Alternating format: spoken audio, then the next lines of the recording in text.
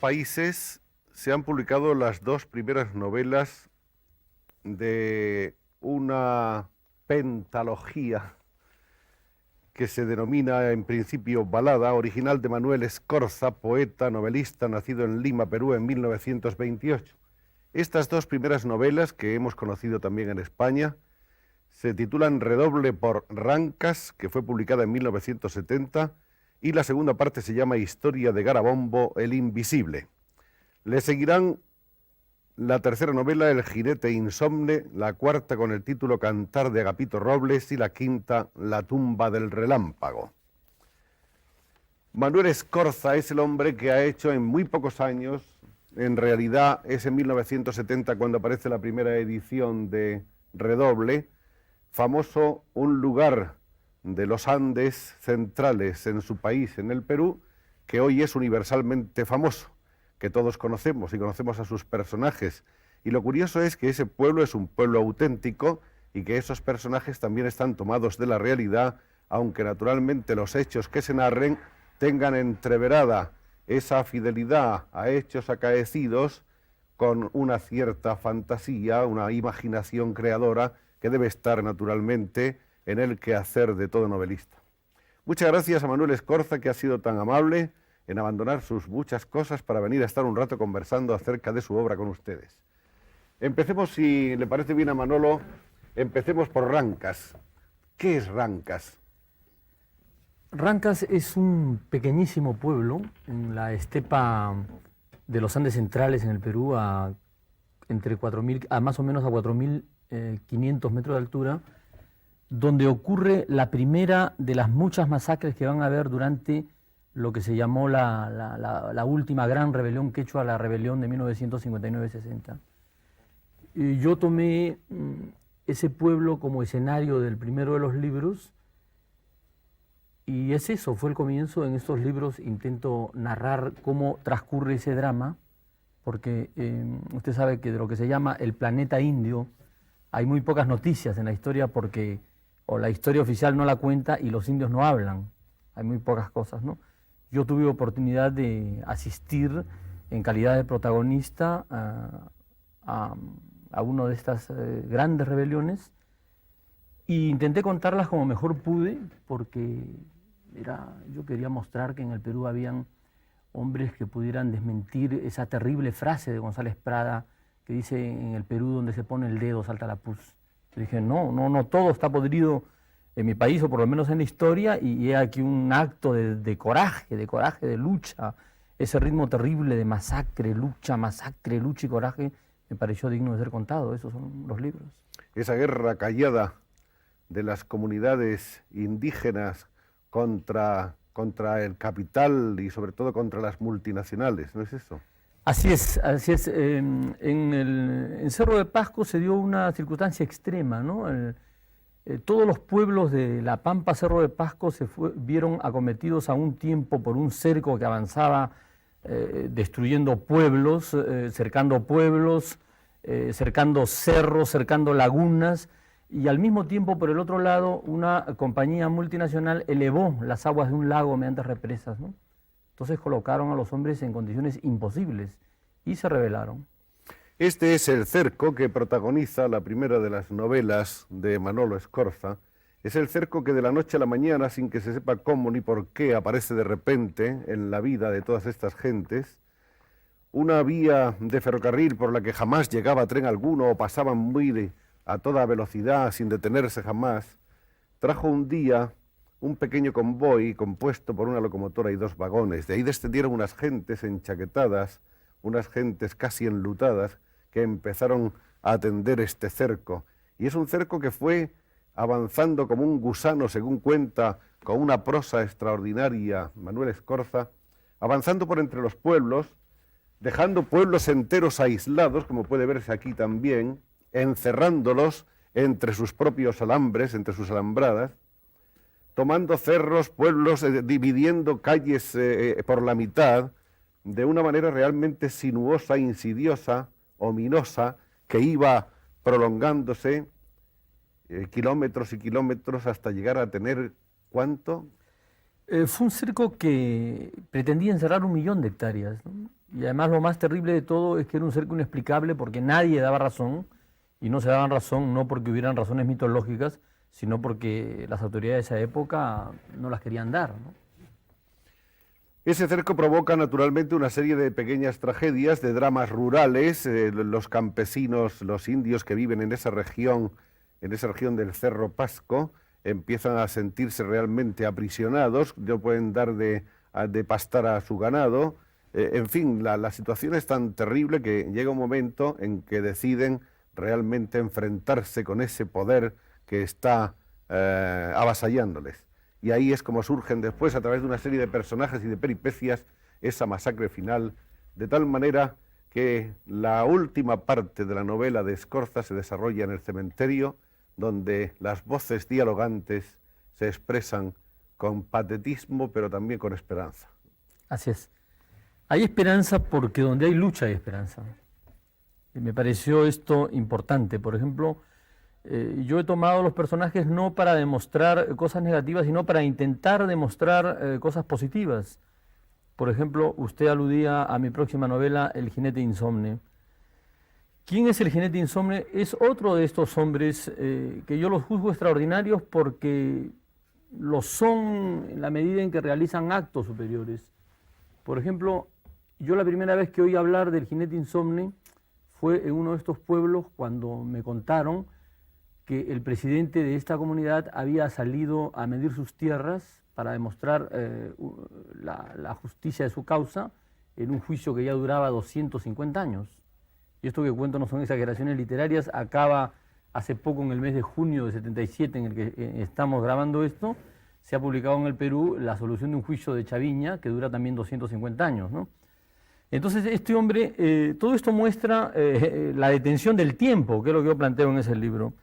Este hombre, por ejemplo, salió a medir esos límites y los midió perseguido por la policía, perseguido por los hacendados, y salió ya enfermo y midió estas tierras, según me contaba Agapito Robles, que es personaje de uno de mis libros del cuarto. Me dijo, estuvo 21 días sin dormir, él iba a caballo delante de todos diciendo, tendremos justicia, 21 días sin dormir día y noche. Yo le dije a Agapito, es imposible que un hombre esté 21 días sin dormir, porque se muere. Mi hijo se murió, me dijo, llegó a las 6 al pueblo y se murió a las 7. Yo me quedé terriblemente impactado por esta historia, porque como este hombre, después averigüé, era exacta, era rigurosamente exacta. En el libro lo presento en otra forma, lo presento ya como una cabalgata que dura 270 años, que es lo que dura porque es un juicio que desgraciadamente está sin solución hasta hoy. En junio, en el mes de junio, acabo de añadir al libro un epílogo en el cual demuestra que los hechos de 1705 siguen sin solución. Y a mí me parece importante mostrar que hay hombres que pueden tener ese coraje, sobre todo hoy que se hace todo lo posible para demostrar que el hombre no vale nada. Yo creo al contrario, que el hombre vale mucho y que tiene una chispa grandiosa. Es curioso porque esas alusiones, en fin, a los procedimientos, digamos, de tipo judicial, están aludidas de una manera muy constante en los libros, tanto en El Redoble como en Garabombo. Pero en Redoble se cuentan cosas realmente escalofriantes, como por ejemplo la de que el juez Montenegro, que es una especie de pequeño dictador, de reyezuelo, se pone a jugar al póker durante 90 días con sus 90 noches con unos amigos, y en esos 90 días, pues solamente de vez en cuando se fatigan y hacen una pausa en el póker, se administra la justicia. Y llega un indiecito y pregunta, ¿y este por qué está detenido? Y dice, pues está en la cárcel porque robó un cordero. Muy bien, si al juez le han ido bien las cosas y ha ganado en el póker, dice que lo liberen inmediatamente, pero si ha perdido, dice 6 meses más, ¿no? Sí, así es. Son hechos bastante próximos a la realidad, ¿no? Esto nos lleva al famoso tema que si la literatura de América es o no es delirante, ¿no? Es y no es delirante, es nuestra historia la que es excesiva. Por ejemplo, yo en alguno de mis libros he contado un hecho que luego no ha sido rebatido porque es exacto. Hablo de la historia del infarto colectivo. En una oportunidad, un patrón envenenó a los 15 miembros de la junta directiva de un sindicato y pasó eso por un infarto colectivo. Hasta ahí sería literatura en el peor de los gustos, digamos, ¿no? Pero lo que empieza a ser grave y es histórico es que la Corte de Justicia en el Perú aprobó el dictamen emitido por la Corte del Cusco. Entonces, cuando una Corte de Justicia en un país admite que se ha podido producir un infarto colectivo donde había un envenenamiento, entonces ya el delirio está en la realidad, el delirio no está en el texto, ¿no? En ese sentido, estos libros parecen delirios imaginativos, pero son estrictamente históricos. Por eso es que hay fotos de los personajes, ¿no? Chacón sale. Vamos a mostrar algunas de estas fotos donde están personajes de las novelas de Scorza. ¿Quiénes son estos personajes? Bueno, este es el Nictálope, Héctor Chacón, el famoso Nictálope, en el momento que se encuentra con su mujer a su retorno a la salida de la cárcel. Él había sido condenado a 20 y tantos años de prisión, y el eco del libro hizo que el presidente Velasco lo libertara en el Perú.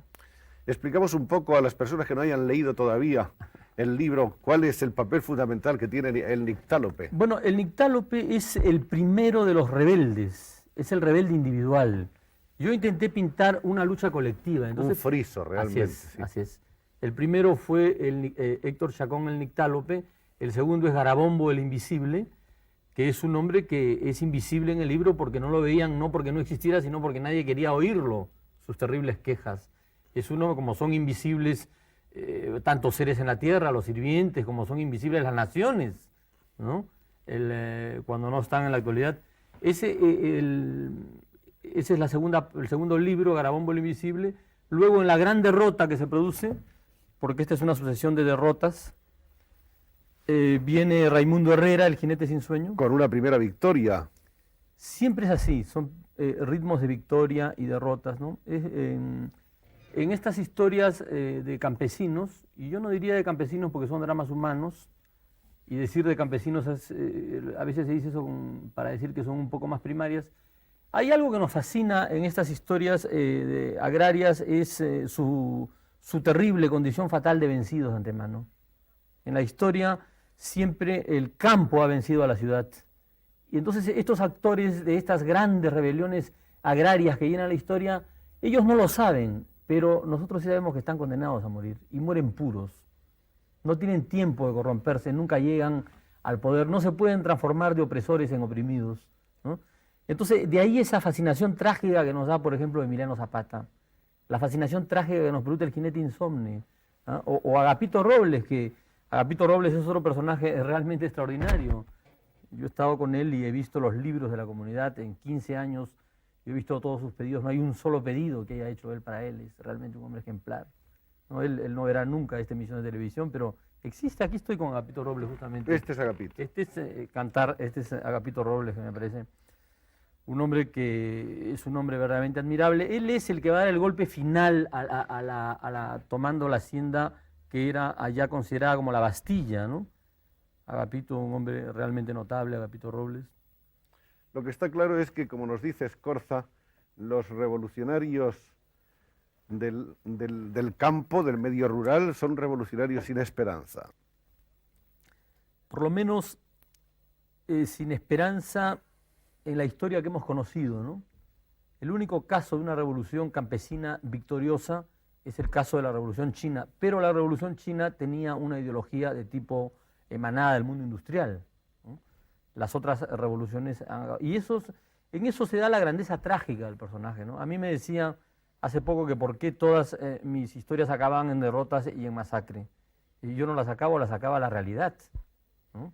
Las acaba la realidad, y la masacre tampoco las hice yo, las hicieron la fuerza de represión que en cada lugar. Pero yo he intentado convertir eso también en un símbolo luminoso, ¿no? Cuando a mí me contaba un comunero, por ejemplo, me dijo, cuando Agapito ve por cuarta vez que va a haber una cuarta masacre, me dice, estaba tan furioso, tan desesperado, me dice que empezó a bailar. Cuando vio la tropa empezó a bailar. Y dice, parecía él que su poncho era un trompo de colores. Entonces se me ocurrió la imagen del último libro, que es cuando él se incendia, empieza a bailar y se incendia y quema todo. Quema todo, quema las casas, seca el río, destruye el pueblo, quema los perros, los caballos. Pero todo eso lo he hecho simplemente porque me parecía que así yo le daba o intentaba darle perennidad a algo bello, al hecho de que un hombre desesperado se ponga a bailar cuando ve la fuerza de represión, porque tiene la alegría del combate, sabe que después de él van a haber otros que opondrán la sonrisa a la fuerza, ¿no? Y eso lo veo en mi país, por lo menos es importante para nosotros. Ese famoso cerco que fue invadiendo Rancas y así a lo largo y a lo largo de kilómetros, ese gusano de alambre, era o pertenecía a una compañía contra la que en realidad se está luchando a lo largo de estas obras de Manuel Escorza, la Cerro Pasco Corporation. Así es, la Cerro de Pasco Corporation es un ejemplo típico de las compañías multinacionales que han cometido toda clase de excesos agravados por la complicidad de las autoridades, porque hay que decir en un momento de autocrítica muchas cosas negativas que se han cometido en la América Latina, que se han cometido en el Perú, se debe también a la complicidad y a la participación de peruanos que se pusieron al servicio de estas malas causas, ¿no? Yo he citado a la compañía con sus nombres, he citado a los funcionarios con sus nombres y no me han podido desmentir. Todo lo que pudo ocurrir es que mi libro se detuviera 7 años en los Estados Unidos, hasta que me escribieron a mí diciendo que si yo estaba dispuesto a afrontar un juicio en caso que la Cerro de Pasco respondiera que era atacada. Yo le dije, mire, yo deseo el juicio. Ojalá se produzca el juicio para comparecer ante un juicio de difamación y calumnia para demostrar de que todavía las cosas son mucho más graves que lo que han ocurrido, ¿no? Y esto lo he hecho porque yo estimo de que la novela debe probar a veces su historicidad. La novela es muy amplia, ¿no? La novela es fundamentalmente una máquina de soñar, diría yo, porque es la diferencia entre la información y la novela. Pero en América Latina la novela para nosotros es algo así como un gran tribunal, el Tribunal Supremo, donde se plantean lo que yo llamaría las causas perdidas en instancia nacional. Por ejemplo, la causa de los campesinos de Pasco se perdió, se acaban con las masacres, mandaron a todos a las cárceles. Yo mismo fui enjuiciado por ataque a la Fuerza Armada y tuve que irme a Europa porque arriesgaba 5 años de prisión. Esto, claro, cambió con el gobierno revolucionario, ¿no? Que después el presidente Velasco liberó a Chacón. Pero lo que yo quiero decir es que en América, cuando las causas se pierden totalmente, uno puede apelar a la literatura. Y justamente nuestra la literatura hispanoamericana, es el gran tribunal de apelación donde se juzga lo que pasa en América Latina. Lo que no puede juzgarse en los países, se juzga allá a través de los libros. Se reabre el expediente. No muere, ¿no? Ese es para nosotros, por eso es que nosotros le damos, bueno, nosotros como escritores, claro, pero nuestro público también damos tanta importancia a nuestra literatura, porque es ética, tiene un fundamento ético. Es la última instancia. Es lo que yo pienso, es la última instancia, sí. Vamos a hablar un poco de cómo son estas gentes que conoce también Manuel Escorza, con las que ha convivido, con las que ha sufrido y luchado. ¿Cómo son estos hombres de los Andes, estos comuneros? Estos comuneros son hombres que sufren todavía traumas históricos muy profundos, que es difícil percatarse hoy en una época, sobre todo en Europa, en la cual nosotros vivimos un tiempo en que los hombres son seres humanos, ¿no? Nosotros en el Perú hemos tenido un terrible problema, que es el problema de haber aceptado vivir junto a un pueblo esclavo. Hemos esclavizado a los indios. Hay un suplicio chino terrible que consiste en atar a un hombre a un muerto. Entonces, a medida que se pudre el muerto, el hombre que está vivo enloquece de asco y de horror. Es una de las cosas más terribles que se registra en la historia de la tortura. Históricamente yo creo que el pueblo que admite reducir a la esclavitud a una parte de su población, acepta ese terrible destino. Porque nadie puede vivir rodeado de esclavos sin convertirse en esclavos. Los indios han vivido además expulsados de la historia. Los han eliminado de la historia, se les ha sacado toda sustancia humana. Aún hoy, en Colombia, por ejemplo, hace pocos años, y cito estos datos porque yo creo que hay cosas que parecen tan excesivas que hay que citarlas.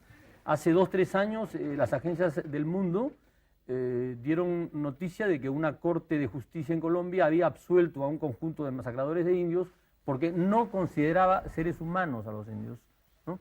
Esa es la parte exterior. Ahora, en la parte interna, los indios han conservado una enorme riqueza de tipo moral, porque han tratado de mantener su espíritu comunal, ¿no?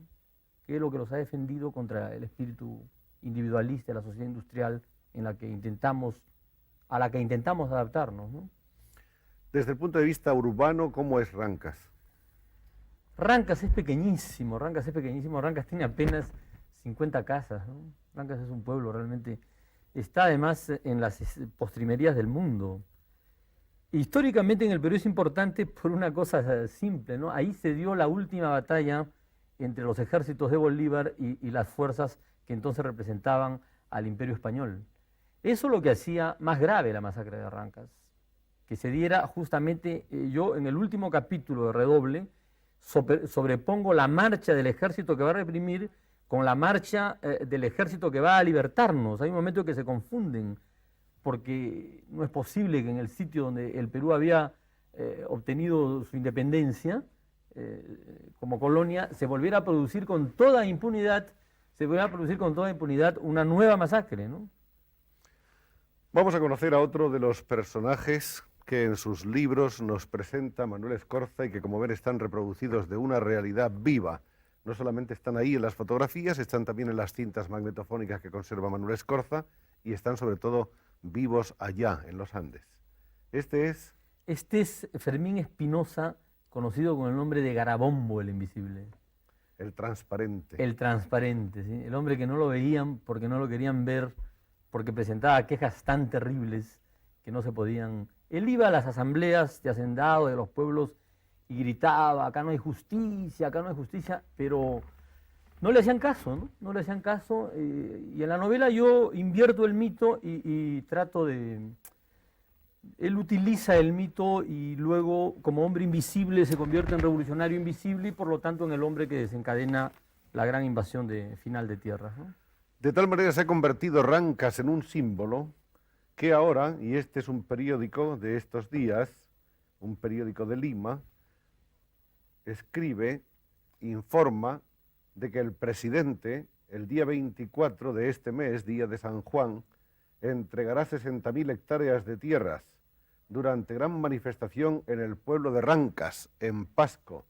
Y entonces habría que preguntarle a nuestro amigo Manuel Escorza, al escritor, al hombre que hizo mundialmente famoso Rancas, si esa novela naturalmente ha sido lo que ha impulsado al presidente a elegir a Rancas como el lugar de este acontecimiento.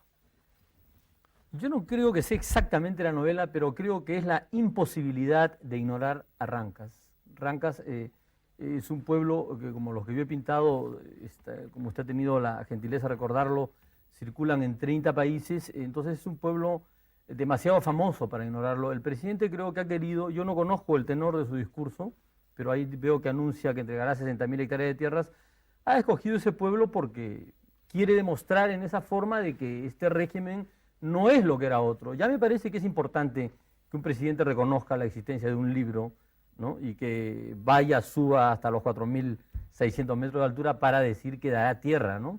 Que ese reclamo era justo. Eso prueba lo que yo he dicho siempre, que mis libros son absolutamente históricos, lo cual no le quita que sean completamente fantásticos de otro lado, ¿no?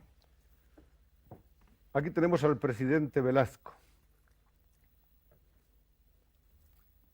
acerca del cual supongo que Manuel Escorza tiene algún juicio que quiere o no quiere dar.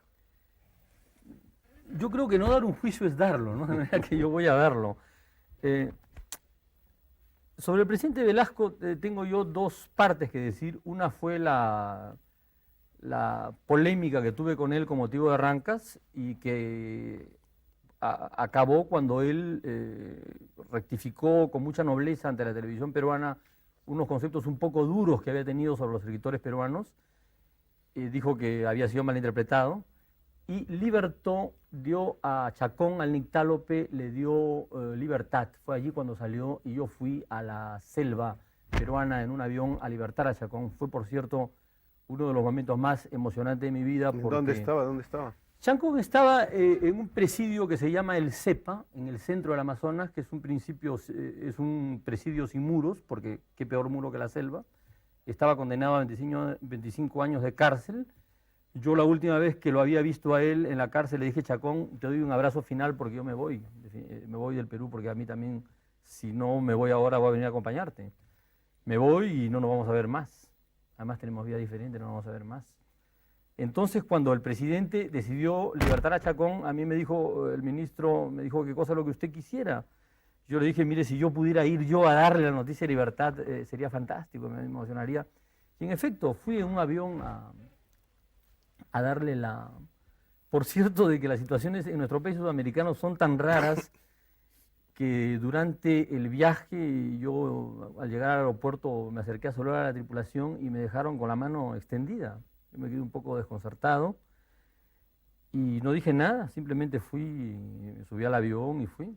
Allá me recibieron los funcionarios, todo, y después se acercaron los oficiales del avión a pedirme disculpas que no habían respondido el saludo. Le digo, ¿pero por qué? Le digo yo, un saludo ni quita ni da. No, me decía, es que nosotros queríamos que usted iba preso. Le digo, que usted iba preso. No, pero no iba preso, sino yo fui a sacar a Héctor Chacón. Y fue el presidente Velasco que con un gesto realmente excepcional en un país donde los generales se han tomado, por desgracia, han tomado actitudes terribles contra... Hay un presidente en América Latina que ha declarado hace muy poco los civiles no tienen nada que ver con el destino de nuestro país, ¿no? Entonces, que un presidente haya tenido el gesto de rectificarse, pedir disculpas a un escritor y soltar uno de sus personajes, abriendo así las puertas del conocimiento de un libro, es algo que merece mi respeto, ¿no? Ahora, él me hizo un llamamiento para que yo trabajara en la Revolución Peruana, pero yo le dije, un escritor trabaja también por su país, escribiendo libros. No necesita obligatoriamente tener un puesto. Este es Manuel Escorza, del que hay que saber naturalmente otras muchas cosas. Las biografías no nos cuentan demasiadas de las andanzas de Escorza, acaso porque él tampoco ha tenido mayor interés en relatarlas. Lo que nos dicen los libros y los datos que existen en los archivos es que nació en Lima en 1928. ¿Exactamente qué día, de qué mes? Yo soy Virgo. Nací en el 9 de septiembre de 1928. ¿Y cómo era la familia de Manuel Escorza? Bueno, mi padre y mi madre son inmigrantes serranos, por eso yo conozco ese medio. Yo me he criado en un pueblo de indígenas. Mi padre y mi abuelo fueron esclavos en el Amazonas, en la época del caucho. Precisamente en la mesa de mi padre he escuchado parte de los relatos terribles, realmente he escuchado relatos terribles sobre las masacres, los fusilamientos, las cosas terribles que habían. Y es ahí donde surge quizá la primera chispa inicial, ¿no? Mi madre es serrana, cerca de los Andes centrales, pero no de la zona de cerro, sino 300 kilómetros al otro lado, aunque no veo qué lado, porque a qué lado estaré sentado en este momento. Bueno, después he llevado la vida de todos los sudamericanos, como todos los sudamericanos que escriben estaban en la cárcel, como todos estaban en el exilio, el mío un poco largo, 7 años, durante los cuales hice toda clase de oficios para tratar de ganarme la vida. Y después retorné al Perú nuevamente a tratar de ganarme la vida, hasta que llegó el momento en que participé en esta rebelión de campesinos que iba a cambiar mi vida, ¿no?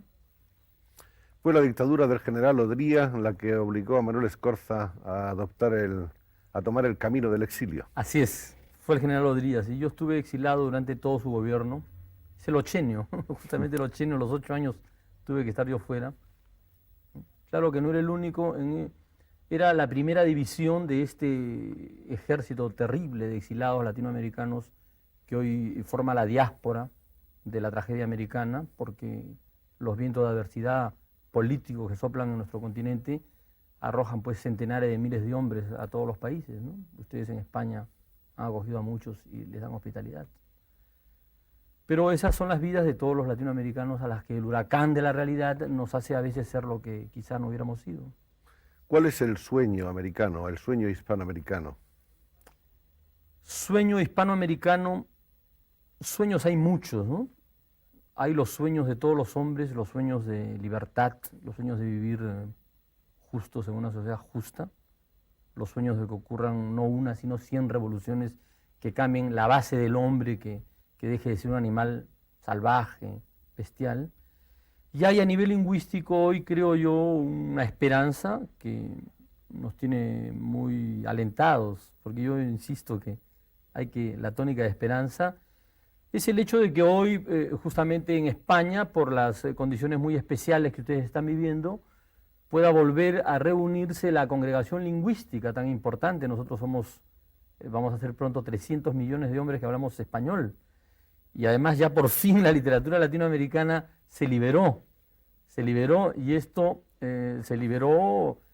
esto es una cosa muy curiosa porque yo he sostenido siempre un poco polémicamente, y quiero publicar sobre esto un ensayo, que el verdadero territorio liberado de la América Latina, el primer territorio liberado, es su literatura.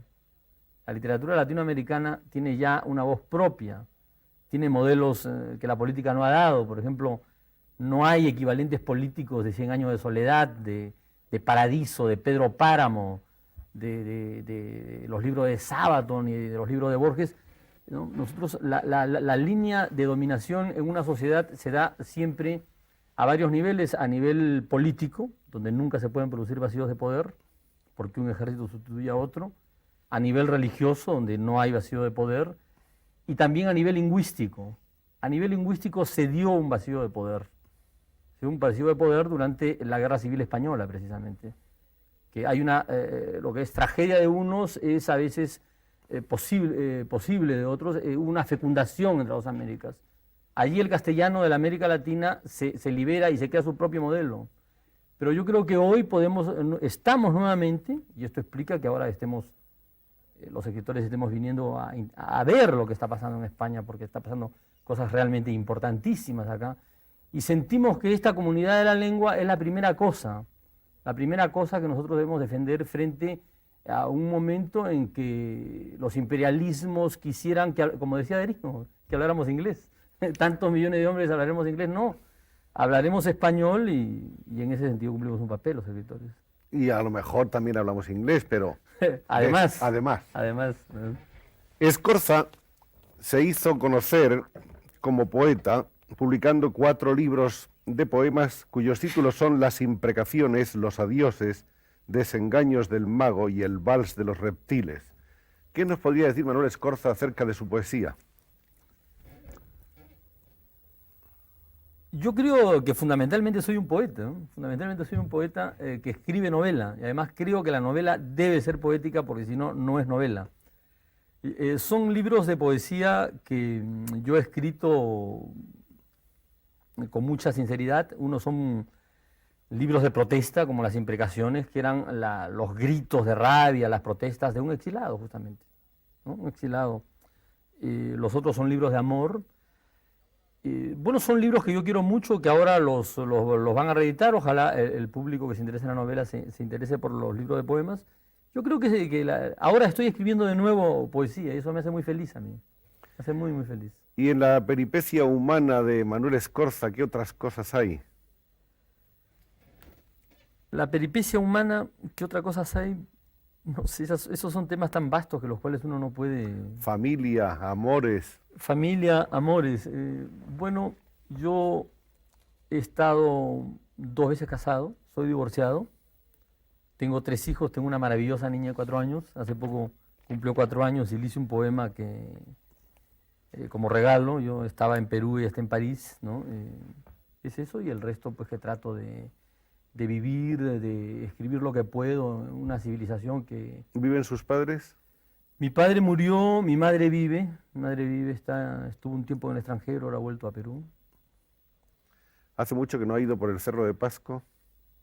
Estuve hace poco en el Cerro de Pasco, estuve hace muy poco. Yo cada vez que voy y subo a la cordillera para ver qué está pasando, y lo terrible es que veo que no pasa nada en muchas cosas.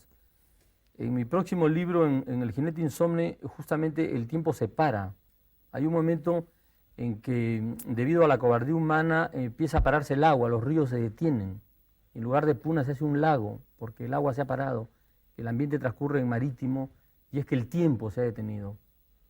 Pero no es una metáfora gratuita, es una metáfora real, porque yendo con los documentos de 1705, o de 1780, o de 1900, 1914, uno ve las mismas quejas y las mismas cosas, y casi ve a las mismas personas y las mismas casas, ¿no? Y estas cosas yo voy a comprobarlas, y siempre me entero de cosas, en fin, trato de...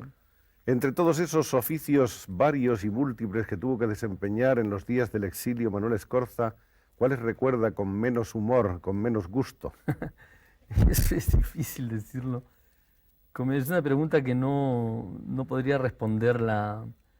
Yo creo que el trabajo es una cosa muy bella, que el trabajo cuando coincide con la vocación es muy bello. Lo terrible son los trabajos en los cuales uno tiene que trabajar durísimamente y apenas para comer, ¿no? Cuando yo estaba en Buenos Aires ganaba exactamente lo justo para pagar mi pensión, por ejemplo. Entonces son trabajos que, no el trabajo en sí mismo, porque además el trabajo implica a los compañeros, y siempre donde hay compañerismo existen cosas bellas, ¿no? No, yo no recuerdo trabajos mal, al contrario. Lo que a veces entristece es el trabajo de escritor, que es solitario. Los otros trabajos son colectivos. En los otros trabajos hay amigos, uno sale a tomarse un trago, uno habla, ¿no? No, yo no lamento nada, ni me quejo de nada, yo estoy contento. Estoy contento y lo que yo quisiera es ser feliz y desearle además de que todo el mundo lo fuera, ¿no? Esta es una de las ediciones españolas de Redoble por Rancas, la de bolsillo, que es una de las pocas que hemos podido encontrar. Está el libro agotado, nos parece, o prácticamente hay que darlo por agotado porque no se encuentra en las librerías. Y esta es también una edición española de la historia de Garabombo el Invisible. Una de las cosas que nos gustan, de entre las muchas que nos gustan de los libros de Escorza, es que además titula los capítulos de una manera tradicional, de una manera clásica, ¿no? Y con mucha chispa. En realidad, el capítulo primero dice, donde el zahorí lector oirá hablar de cierta celebérrima moneda. Y así sucesivamente, cada capítulo. Por ejemplo, el número 10, acerca del lugar y la hora en que el gusano de alambre apareció en Yanacancha. Así es. Y qué bonitos que son, qué eufónicos, qué sonoros, qué hermosos los nombres, esos antiguos, los nombres verdaderos de las gentes y de las tierras y de los lugares del Perú. Así es, son, usted sabe bien, nombres españoles, ¿no? Yo he titulado los libros en esa forma porque he querido rendir un homenaje personal, por supuesto, al que me parece el más grande libro del mundo, que es El Quijote. En muchos lugares yo parafraseo los títulos del Quijote, ¿no? Por ejemplo, a veces digo un título sobre las peripecias de el apoderado Ambrosio Rodríguez, hombre de bien, si es que hombre de bien puede llamarse al que es pobre. Bueno, esto está tomado de un título del Quijote, ¿no? Yo parafraseo eso porque me parece que el Quijote es un libro prodigioso que contiene todo. Una de las dificultades del español es que empieza con la más grande novela del mundo, ¿no? En mi opinión. Y es el homenaje que yo quería rendir a mi lengua. A mí me parece muy importante que estemos entendiéndonos en español. Vamos a hablar un poco, Manuel, acerca de los demás, de los grandes maestros que está dando la narrativa hispanoamericana de un tiempo a esta parte y que sobre todo se ha acentuado en esta última década. Bueno, la literatura latinoamericana es muy rica, ¿no? O la hispanoamericana. En realidad no puede hablarse de una sola literatura. Quizá ese sea a veces el error, ¿no? De cierta perspectiva, el presentarnos como una sola literatura. Somos muchas literaturas, somos 20 países y cada país aporta escritores, ¿no? Yo creo que es una literatura que no solamente es rica, sino que es importante para nosotros. Y es importante para nosotros porque nosotros nos encontramos con un caso muy especial. Nuestra historia nos ha impedido y nos impide realizarnos en la realidad. Entonces, intentamos realizarnos en la fantasía. Si la literatura latinoamericana, y esta es una opinión mía, naturalmente no todos la van a compartir, si la literatura latinoamericana es tan rica en la imaginación es porque no hemos podido realizarnos en la realidad, ¿no? Porque tratamos de soñar que es posible lo que ha sido imposible. Y es por esa razón, por ejemplo, que en algunos instantes en que la política hace posible las cosas, la literatura desaparece un poco. La literatura es un poco el anuncio de las grandes apocalipsis, ¿no? Y ese es el momento que estamos, ¿no? Esos son, en América, importantes, son los que nos volvieron el lenguaje, ¿no? Asturias, que yo creo que ustedes lo entrevistaron una vez, sí, me parece, ¿no? Asturias, que es un poco un antecedente, diríamos, de la narrativa de Escorza. Él tuvo la importancia de haber introducido la mitología, justamente la gran mitología antigua, ¿no? porque eso no se conocía, ¿no? Después está Carpentier, Alejo Carpentier, y todos los que ustedes conocen, porque España ha sido, en eso cumplió un papel muy importante, la crítica española, la editorial española, ha sido un poco la gran campana de resonancia, ¿no? Sobre todo Barcelona, ha sido el gran punto donde en un momento, y no hay azares, ¿no? En eso no hay azares, porque las cosas se dan así, España estaba destinada a transformarse en nuestra gran campana de resonancia histórica, ¿no? Lo que está bastante claro es que los escritores hispanoamericanos en general van por delante del hemisferio, por delante del resto del hemisferio en cuanto a eso, a expresar cuáles son sus sueños y cuáles son sus realidades y a tratar de conquistar una nueva frontera que nunca llega. Lo hacemos porque estamos obligados por las circunstancias realmente, ¿no? Claro que ya para nosotros literatura se ha transformado, como le dije a usted, la literatura es una transformación de sueños, ¿no? Yo creo que esa es su diferencia fundamental con la información, ¿no? Siempre que hablamos de novela, a veces yo recuerdo una frase de Hegel, que él dice que la novela ideal sería la novela, no, él dice que la historia ideal de un pueblo sería la historia que contara los sueños que ese pueblo tiene en una noche, ¿no? Es una frase que siempre me ha preocupado mucho. Yo por eso he tratado de mezclar junto a la historia política, la historia onírica, sobre todo en los próximos libros los que van Por a ahí venir. hemos visto una foto en la que estaba nuestro amigo Escorza con Alejo Carpentier y aquí tenemos otra Con Rulfo. con Con el Rulfo. famoso autor mexicano Juan Rulfo, que también estuvo sentado en ese mismo sillón. Y creo que tenemos una foto más, esta de otro presidente del Perú, que está tomada de un periódico. No, este es Neruda. No, pero bueno, la Ah, veremos después. sí, Este es Neruda, por sí. supuesto. Es el presidente Morales Bermúdez, es nuestro actual presidente, es justamente el presidente que Es el estuvo el presidente- 24 en Rancas, ¿no? Exacto, el que iba a repartir esas tierras. Así es, Ahí está el presidente, justamente en el centro de la fotografía, ¿no? así es, ahí está el presidente. Sí. ¿Qué diferencias hay entre el anterior y este desde un punto de vista político? Esta etapa es una etapa de retroceso con respecto al anterior proceso político al que representó el general Velasco. Es una etapa extremadamente difícil en la cual el Perú se enfrenta a una situación dramática. El problema más grave de las naciones del tercer mundo es que nosotros no tenemos un esquema frente a las naciones desarrolladas, frente a las naciones industriales. El régimen peruano intentó apartarse de un lado del régimen capitalista imperialista y de otro del régimen comunista. Era una experiencia muy difícil, cumplida a medias, y tenemos los inconvenientes de los que están en la mitad del puente. No se ha ido ni por una ni por otra solución. Pero este es un momento de balance, digamos, ¿no? Un momento entre los dos, ¿no? Bueno, lo que nos falta por añadir es que Manuel Escorza ha firmado un contrato con Editorial Monte Ávila por el cual podremos ver reeditados estos dos libros, Redoble por Rancas y La historia de Garabumbo el Invisible, y las 3 novelas que completan la balada, que creo que han sido escritas ya. Ya están en la imprenta, ya están en la imprenta, y eso Sí. para mí, lo digo con una sonrisa porque es una sonrisa de alivio, es el fin de 8 años de trabajo. Yo a veces he descreído en la posibilidad de terminarlas, pero están pronto, estarán ya, si no están ya en circulación en España cuando este programa pase.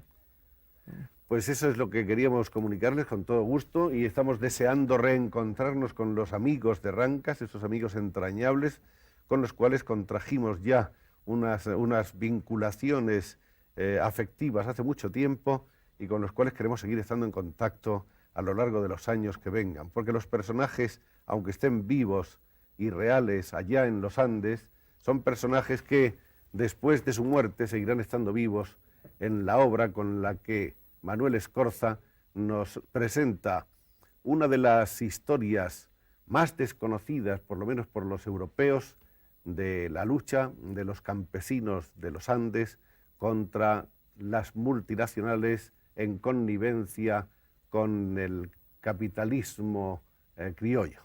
Muchas gracias, Manuel Escorza, por haber venido, por hablarnos de tantas cosas interesantes y por haber escrito esas 3 novelas más con las que ya nos estamos sintiendo felices antes de abrirlas. Muchas gracias a la Televisión Española.